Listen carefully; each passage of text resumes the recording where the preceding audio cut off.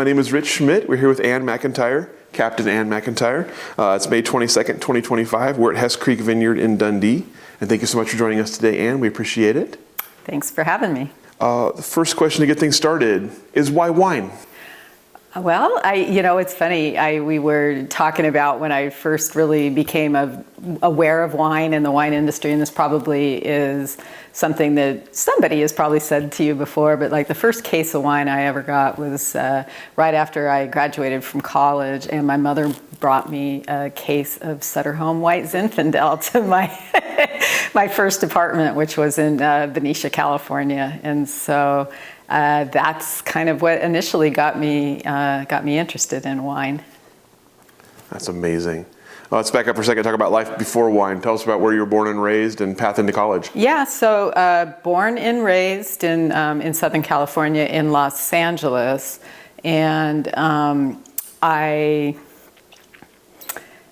when I graduated from high school, I thought that I was going to be an English major or a history major. I would probably go to law school.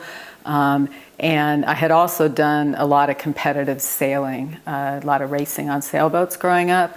And so I initially went to college at UC Irvine because of the sailing program that they had there. And when I was there, I got a part-time job cleaning rooms for an America's Cup campaign boat.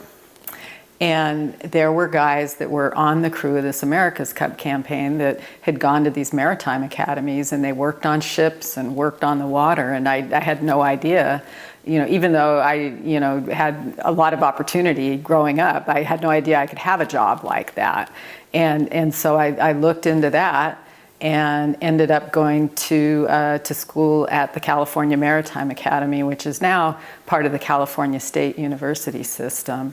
So I essentially went to college to get a degree in what is called Nautical Industrial Technology. And that degree, along with a Coast Guard license that you earn, allows you to essentially become a junior officer on a ship. That's amazing. So I can go on and on with that story, but if you want to interject with a question, please do. Where is the California Maritime Academy? Maritime Academy is in the Bay Area. It's in the North Bay Area. It's in Vallejo, kind of at the entrance of the Carquinez Straits.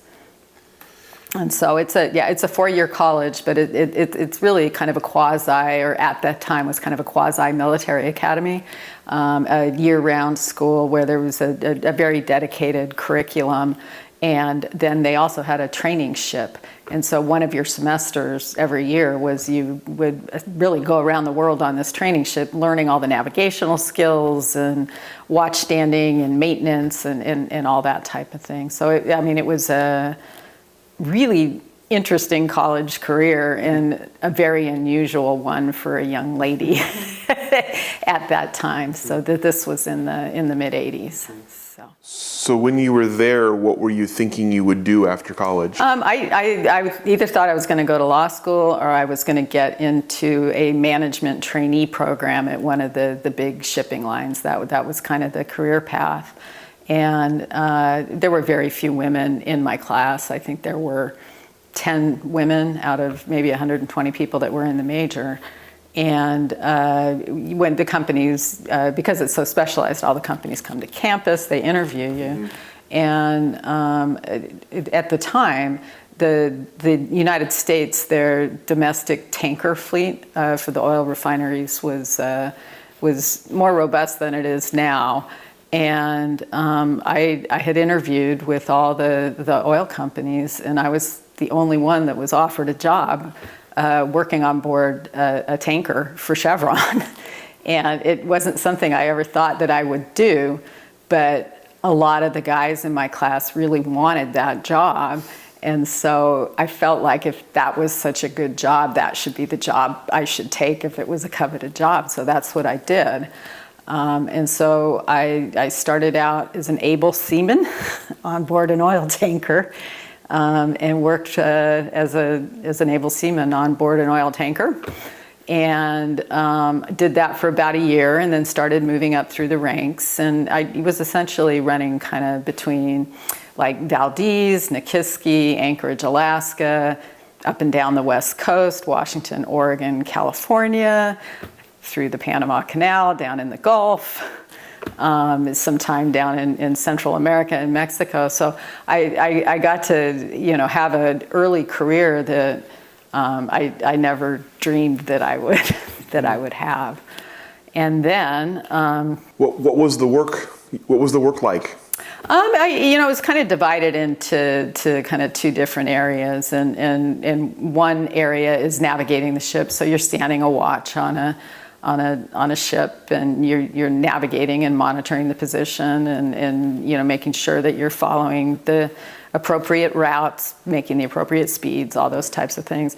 And then the other thing is standing a watch where you're transferring the cargo. So like when the ship comes into port, you tie up at the oil terminal, and then you're either discharging or loading different oil products. And there's all kinds of different things that go along with that, whether it's crude oil, whether it's a refined product, or something in between. And so you have to do all of that. And it's complicated in the terms of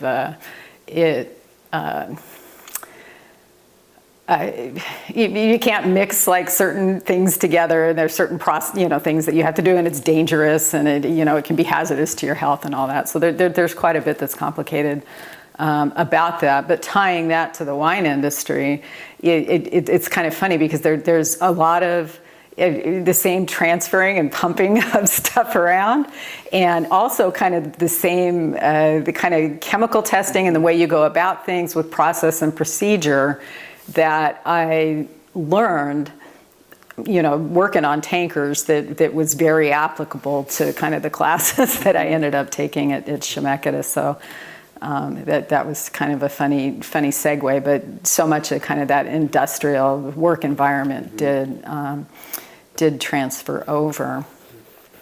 But what got me up to Oregon was I was on a ship called the Chevron Washington, and we were trading regularly in and out of the Columbia River up to the Wilbridge terminal in Portland. And at that time, the Oregon legislature was very focused on diversity in the maritime industry, and particularly in pilotage on the river, because pilotage on the Columbia River it historically had passed down from father to son. Mm-hmm. And entry into those jobs generally, were folks that were working on tugboats that were on the river. And so it was a pretty closed industry. And there were two legislators at the time, Joan Dukes and Betsy Johnson, who is still around and very active. Mm-hmm. They made a law that the pilotage groups had to diversify, and I was one of the few women that was working on a ship coming in and out of here, and they actually established an apprenticeship program because my background was very different than the people that were entering the training program at the pilots. And so I was working on a ship. I didn't work on a tugboat. I wasn't working on the river. All this kind of, so there was all kinds of things that went into like developing the training program that I went through. But I then became the first woman to be licensed as a Columbia River pilot in the state of Oregon. From an organization that I think had been around. I can't remember our founding date for the Columbia River pilots, but it was probably like 1845 or 1850. So yeah, probably prior to statehood. So so I did that for 23 years. And what does the job entail? Oh, well, ships, everybody kind of thinks that it's the ship's captain that, that takes the ship everywhere. And all around the world, every port has a pilot organization, because the local knowledge that you need for every port in the world is very specialized, and it's difficult to maneuver the ships. It is there's just protocols with tugboats, knowing tides, currents, weather, just all kinds of local knowledge. And a ship's captain while, very, very skilled, there's no way that they can know all this stuff for every port that the ship might happen to go to. And so you take a licensed pilot. And the other thing with pilotage, especially state pilotage, which is what we have here in Oregon, is that you're working for the interests of the state. In conjunction with the ship owner, but you're there to protect the people, to protect the environment, to make sure that cargo moves without, discriminatory, bias. You're there to support the economy and keep things safe. And so in some ways, it's really almost like a public utility. So you mentioned obviously being one of few women in your class, one of few women on a ship, and now the first woman to be doing the job you were doing. What was the experience like for you going through that? Did you feel like you were given a fair chance along the way? Did you feel like you had opportunity? Oh, for sure. I mean, no question about it. And I mean, it's an interesting discussion in terms of our political environment today. But I absolutely did. And the other thing that was just kind of interesting to it, because as a kid growing up, I went to a pretty small school. It didn't have a lot of sports. And so my mother had put me like on the boys' water polo team, right? Because they didn't have any sports for girls. This was also kind of pre-Title IX. And so I spent a lot of time, doing activities with men or boys. And then when I went to the maritime school, I did, all my work also was with guys. And then when I came to the river pilots, my work, again, was with guys. And so for me, it really wasn't that different than what my normal experience was, though I will say it was very different for them because the jobs they have worked, same thing, they've all started when they were very young and they had never worked with women. And so I think there's a little bit of an adjustment on both sides, but really everything went very well. There was a lot of focus on it, obviously, and you're going to be viewed, and people are going to see you in a way they might not see other people, and some of that can be bad, but there's also opportunity that that comes out of that as well. Mm-hmm. So you were on the Columbia for a good long time. Tell me about how your progression in the job and how your responsibilities changed and how the job changed while you were doing it. The job changed in the when you train to become a pilot and then you're licensed as a pilot.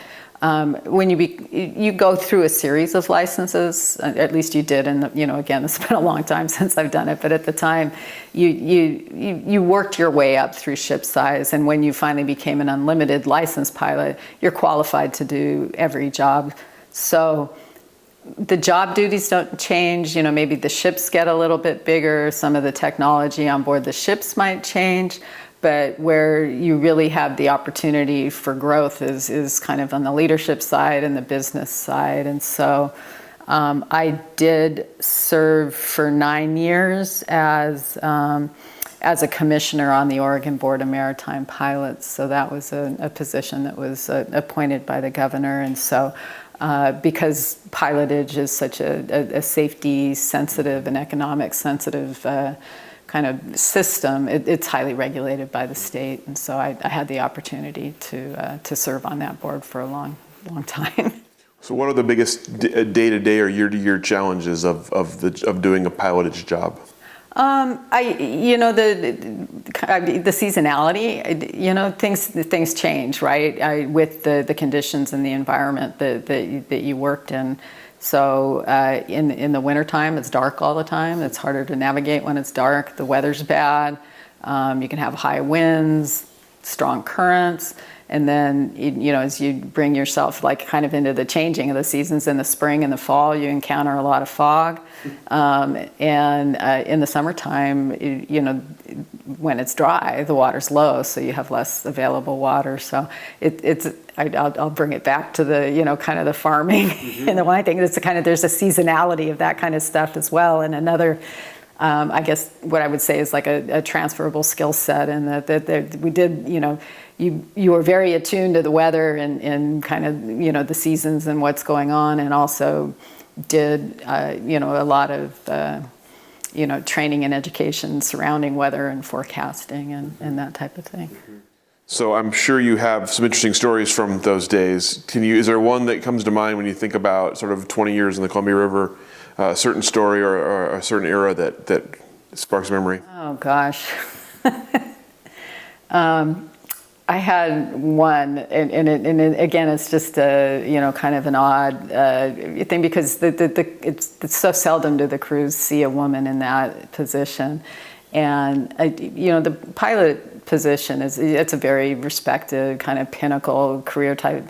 So people aren't, crews and captains are not like questioning your ability. Once you've kind of reached that, kind of the respect comes with the job, and so there wasn't really like questioning, just because I was a woman or anything like that. So they were generally very like happy to see me when I came on board. And I was on a ship, and it had a Greek captain and a Greek crew. And when you're on board a ship, you're on board the ship for a long time. You're probably on there for 8 hours, and so you'll have a meal when you're on board the ship. And no matter how humble the crew might be as far as what resources they have available to them, they're always going to bring you up the best thing they have, and you have to kind of keep in mind that they've just come across the whole ocean, so the produce probably isn't fresh, and all these kind of things, but they're going to bring you up something nice.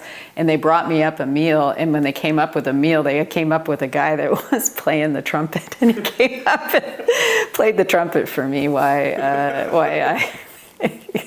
I had my meal. So I mean, that there's stuff like that you remember, and having to work all night is another one. It's a difficult job in that respect, because you're working on call, and you when you're on, you're on. So obviously you mentioned kind of that's how Oregon came to be in your life. So tell us about how this came to be in your life. Yeah, well, so it's all kind of tied together, and we'll take a little trip back to the Maritime Academy. And when I was at the Maritime Academy, I had a classmate whose father was a pilot in San Francisco, and they lived up in Ukiah, and they had a vineyard and a winery.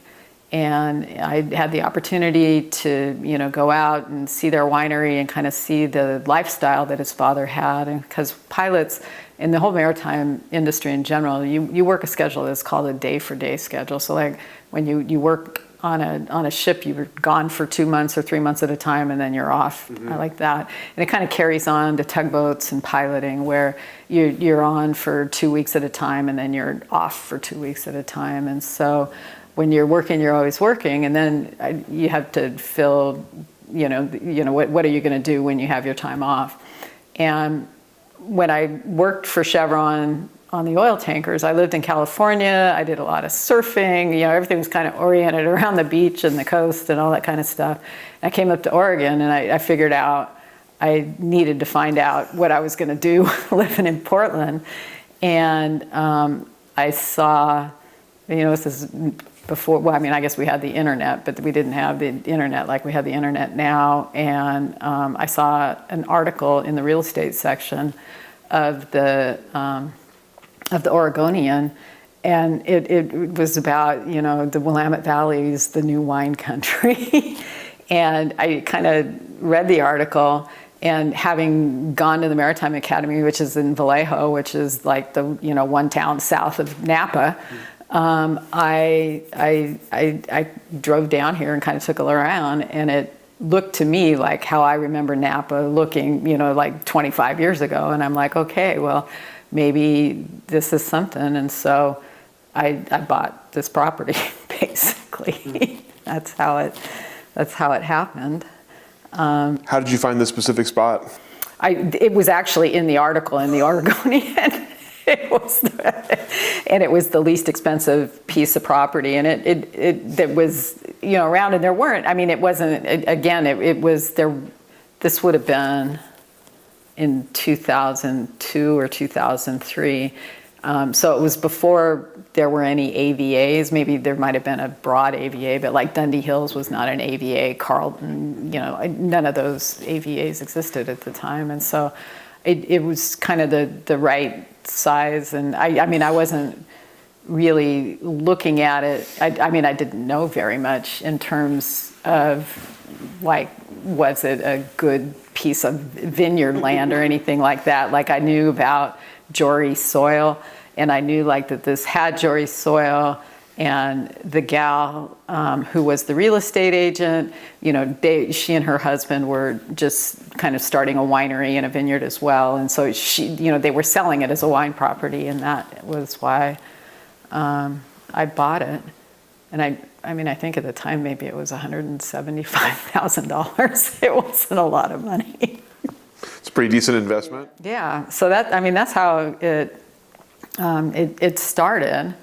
And then I went, you know, Chemeketa Community College. It started the wine program with Barney Watson, and I enrolled in that. I didn't like pursue it as a degree. I just kind of went and audited the classes there, and that was how I started to learn about wine.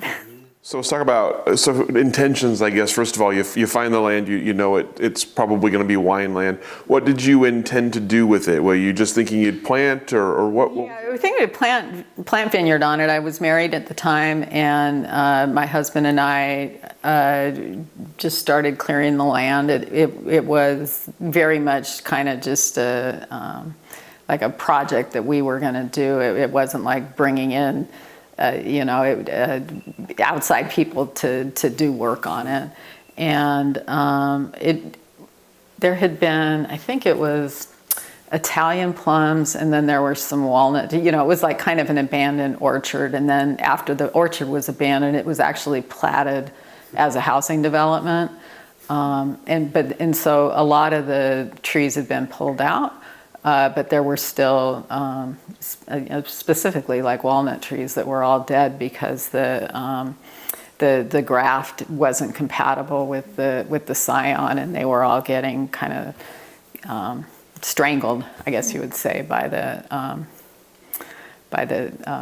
the graft was eating the scion, and so all those were kind of pulled out. And you know, kind of the funny story in what you see out here, the stuff that's behind the net, those older vines, those we had traded a case of Tecate for a bunch of cuttings from the Niederberger Vineyard right down the road, and that was when Mr. Niederberger still lived in the house.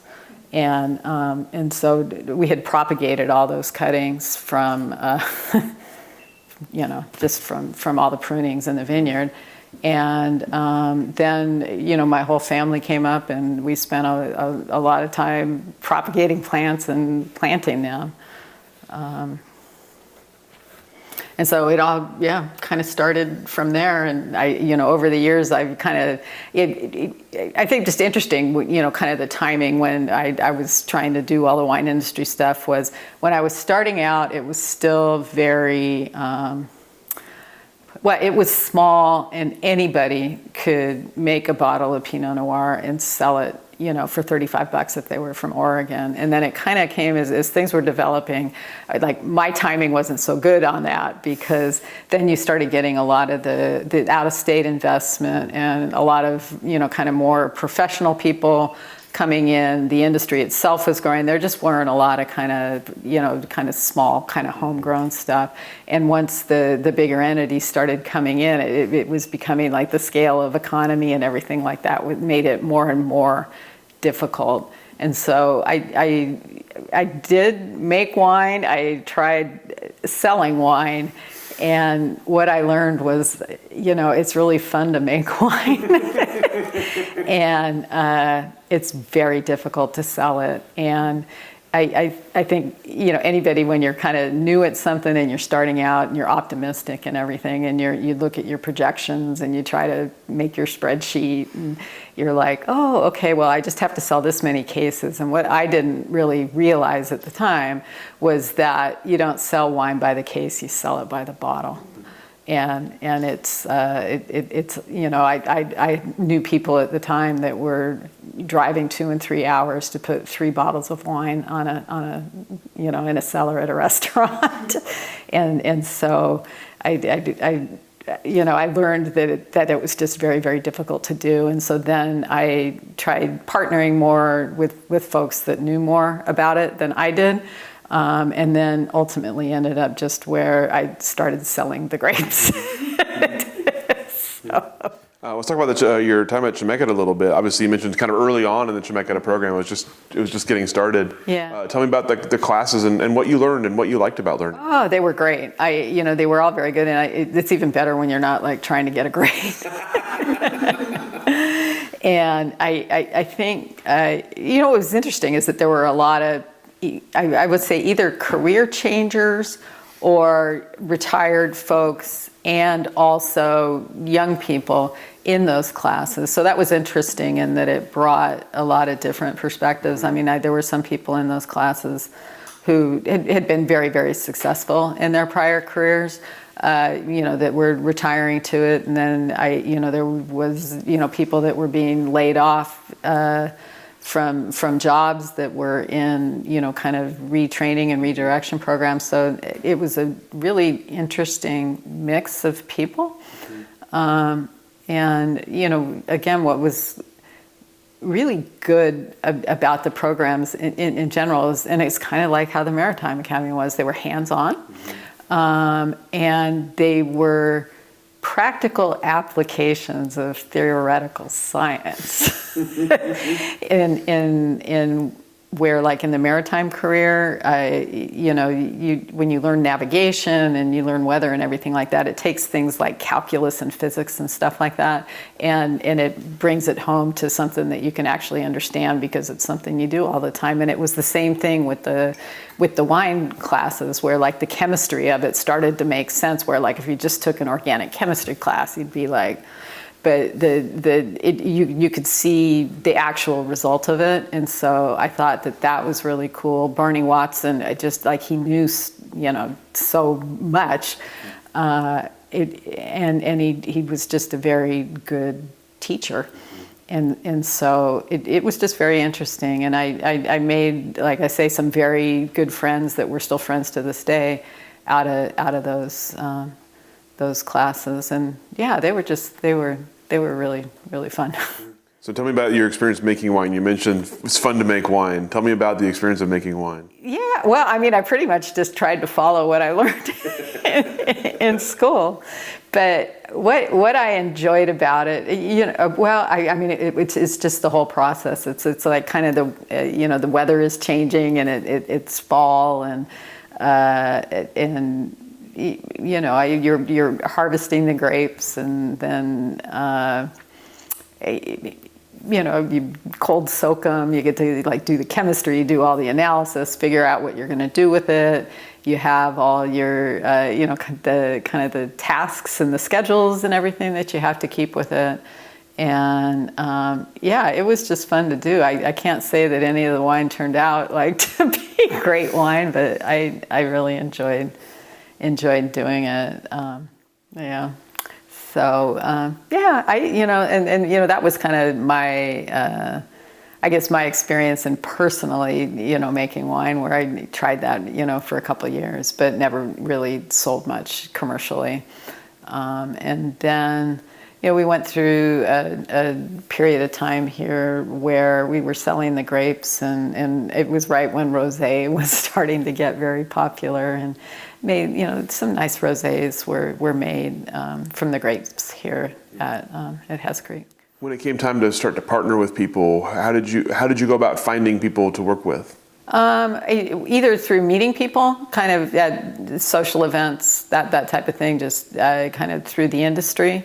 Or through the vineyard management company. Yeah, so it's been for I don't know, it's been a long time now. I think maybe since 2011, Results Partners has farmed. How has the vineyard changed since you started it? Well, it's gotten a little bigger. The Niederberger cuttings, which are the vines that are up here, were the first ones, and then I planted out the bottom, and that is grafted. What's up here is all unrooted. So, the Dijon clones were kind of coming around, and so we planted the bottom part out. And then I'd also had done some planting that didn't do very well. You can see the grow tubes and stuff down the hill there, and that it wasn't performing as it should. And so I had pulled all that out, and so now we've just planted, I think it's about 3.5 acres down there right now, just in time to like experience the biggest pullback that the wine industry in the United States has ever experienced, right? So I guess besides prohibition, but yeah. So we'll see what happens this year. I'm actually trying to evaluate whether we'll pull back and kind of stop farming for winemaking, just because the market's not so good. And is it all Pinot Noir? Yes. So I'm curious about your initial impressions of Oregon wine when you got here, when you found the land, when you started to be here more often. What were your impressions of Oregon wine and of the people growing it and making it? Oh, well, I related to the wine. Again, my palate was a California palate coming here, and it was, Oregon wines were different, and it takes, I think, a while to kind of, and again, I was young too, but to change your tastes and appreciate different styles. And now I prefer Oregon wines to anything, but yeah, to go from like the Cabs and the Syrahs to or high in alcohol and pretty heavy, to make that transition, it took a little bit, but I prefer them. And then at the time, again, when I was learning about all this stuff, you didn't see a lot of like stainless steel ferment with the Chardonnays, and really at that time in Oregon, what it was like Pinot Noir, Pinot Gris, and Chardonnay, that was kind of it. And to have like kind of the more acidic, unoaked white wines was something new as well. So I guess, as far as the people go, it was very, again, I wasn't like super involved in it, but, and it probably happens this way in every industry that's growing. When it first starts out, you kind of have these founding people and businesses that are really involved in fostering and growing it. And it was really interesting, I think, to watch kind of the commitment of the people. And just over the years now, because I think this year Dundee Hills AVA is celebrating its 20th anniversary, that if you look at what it was 20 years ago and you look at what it is now, it's an amazing accomplishment. It's been a big change in a short amount of time, particularly when you compare it to the evolution of the wine regions in California. And they've done, I think, just an excellent job of like focusing on what makes it unique, what makes it good, and kind of selling the, I guess what I'll call the values of Oregon. And so, in those 20 years, what are the biggest changes you've seen? Obviously, it's grown a lot, but besides just pure size, how else has it changed? I think embracing tourism more. It's kind of the whole kind of sustainable and organic farming movement, and kind of pairing things with, in restaurants and all that kind of stuff. I don't know if that makes sense, but really making a kind of an ecosystem of what's grown here in Oregon. I think it's grown regulatorily as well, with that, and it's also become a pretty influential, in the state's economy, and it has a seat at the table in the legislature and that type of thing. And so, I mean, there's a lot that has grown up around it in a short period of time. So you mentioned kind of the state of the industry right now as obviously a challenging one. Tell me about sort of as you look at the wine industry in Oregon right now, what do you see and what do you kind of envision for the next few years? I think there's, there'll be a slump, but I honestly, I think that Oregon is better positioned than most because they produce, higher quality, more limited quantity wines. I think the wines that are made more for, I'm going to say like, grocery store type sales, those will probably start to fall out of the market. But the, kind of the core essence of what it exists here will continue to exist. And I think that, and this is just me thinking it again, I'm not involved in it all the time. These are just my, kind of outsider observations, is that the wine tourism, I think, is also going to continue to lift here in Oregon, and that's probably controversial in that some folks don't like a lot of people coming, but it's really critical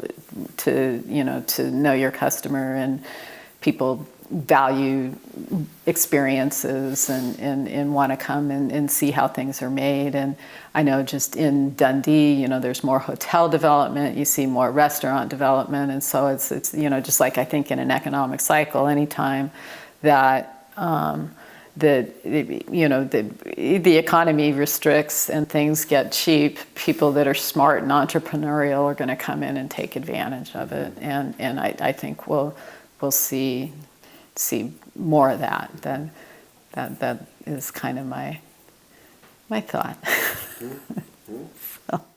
As you look at your vineyard here and your sort of your piece of Oregon wine industry, what are you looking ahead to in the future? Having a good relationship with a winery that wants to consistently buy my grapes. That would be pretty awesome.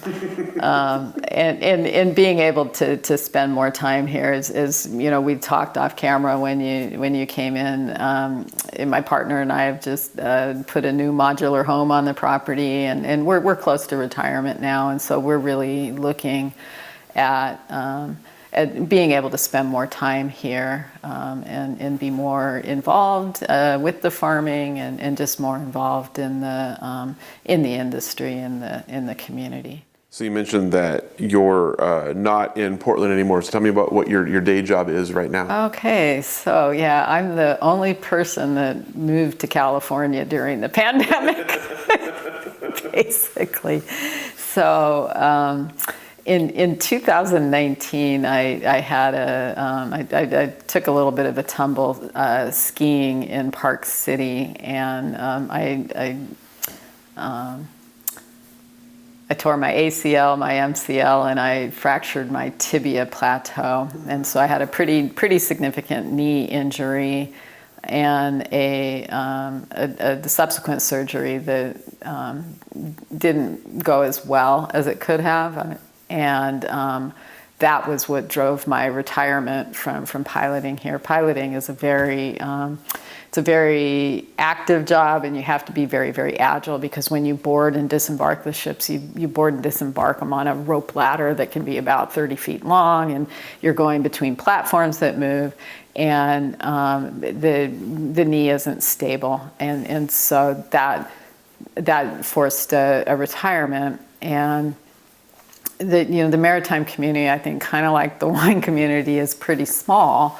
And some of my colleagues down in San Francisco that I had gone to the Maritime Academy with were members of the San Francisco Bar Pilots, and now we're going to tie it all around here, right? Because that was the one that the father of my classmate was a San Francisco Bar Pilot, but they had an opening for an executive director position. To run, basically help them out with their shoreside operations. So I am now the business director for the San Francisco Bar Pilots, and I essentially do the regulatory work, the business side of things, the legislative outreach, the public relations, manage all of that for that group. That sounds really interesting.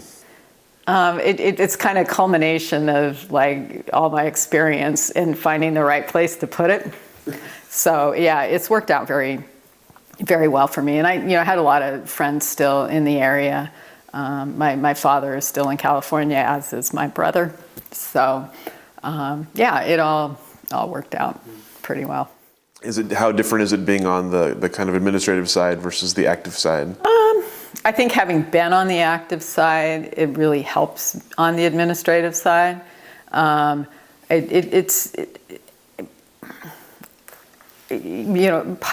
physically, piloting a ship, it's a very demanding job, and it requires a lot of concentration, and you have to be very, very focused on things.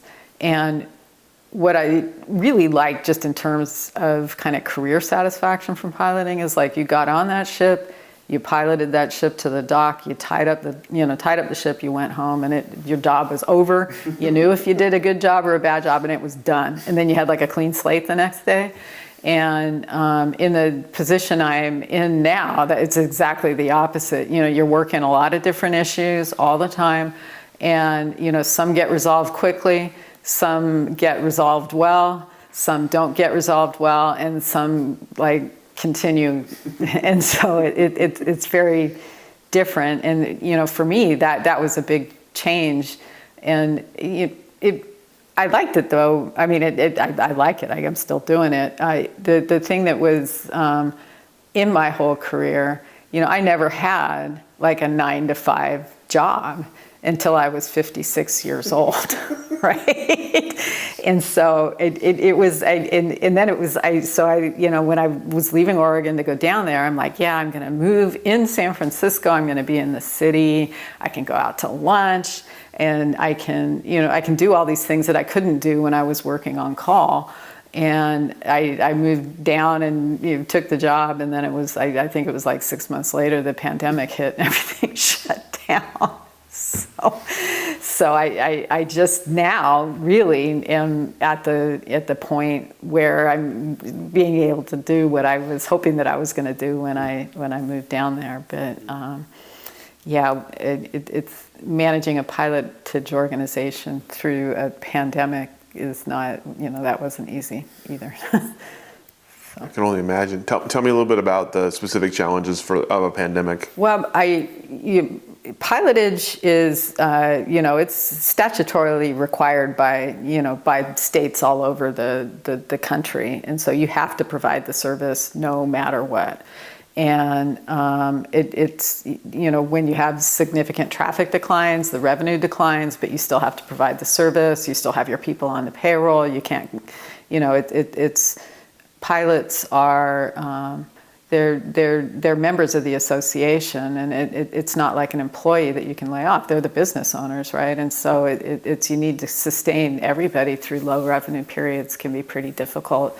And it was also just very difficult, from a health and safety standpoint or a regulatory standpoint with the you got ships coming from all over the world. Nobody has the guidance. You have to go on. Nobody knows who you are. Have you been tested or you're not tested? Are you wearing a mask? Are you wearing a Tyvek suit? And there was a lot of difficulty with that, and people have different comfort levels, and we couldn't get we were having to go out on these ships and we couldn't get PPE, and it's. Everybody thinks there's, important. And when you look back on those days, I mean, you've got, your healthcare workers, your firefighters. I mean, you've got all those. But we kind of, in that essential work supply chain, we couldn't get recognition as being essential workers, even though we were the ones bringing in all the goods that people needed. So that was a little bit difficult. And I mean, this isn't related to Oregon, but just, pilotage in general. But when COVID came to the west coast of the United States, I don't know if everybody remembers this, but there was a cruise ship called the Grand Princess, and everybody on the Grand Princess had COVID, and then they didn't know what to do with it. And so you had all the regulatory authorities out there trying to figure it out, and it was floating offshore of San Francisco. And the first person to board that ship was a San Francisco bar pilot. And to bring it into the dock, to bring it into Oakland. And so we actually took a volunteer from our ranks to go out and do that. And so, little known fact for your history file. Amazing. Not related to Oregon, but. That's incredible. So I'm curious to kind of wrap up the sort of the bar pilot part of the conversation. How has the job changed, or has the job changed since you started working with bar pilots? And if so, how has it changed? It's an interesting question. Today I was preparing comments to send to the Attorney General's office in California, just surrounding the impacts of the tariffs. And how that's going to impact trade everywhere on the West Coast of the United States in particular, because we handle most of the trade, from China and other Asian countries that manufacture all of our things that we import. And it just kind of going back to the pandemic.